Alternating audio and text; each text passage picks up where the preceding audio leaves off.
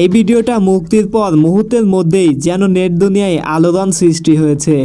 ভিডিওতে দেখা যায় একজন মৃত মানুষকে কবরে শুইয়ে দিয়ে অনেকগুলো সাপ তার কাছে ছেড়ে দেওয়া হচ্ছে।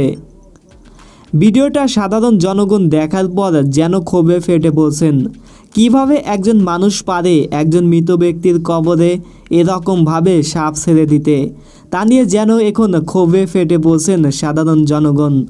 প্রিয় দর্শক, জানলে অবাক হবেন, এটা একটা নাটকের শুটিং এবং কবরের ভেতরে শুয়ে থাকা মানুষটি আর অন্য কেউ নয়, নাট্যজগতের জনপ্রিয় অভিনেতা তৌসিফ মাহবুব। পরিচালক ভিকি জায়েদের পরিচালিত খোয়াবনামা শিরোনামের নাটকের একটা দৃশ্যের জন্য এই শুটিংটি করা হয়েছে এবং শুটিংয়ের ভিডিওটি নেট দুনিয়ায় এখন ব্যাপক পরিমাণে আলোড়ন সৃষ্টি করেছে। অনেকে বলছেন এই দৃশ্যের জন্য তো ভিএফএক্স গ্রাফিক্স ব্যবহার করা যেত, তাই বলে কি কবরে একজন জলজান্ত মানুষকে শুইয়ে দিয়ে এরকমভাবে সাপ ছেড়ে দেওয়া যায় নাকি?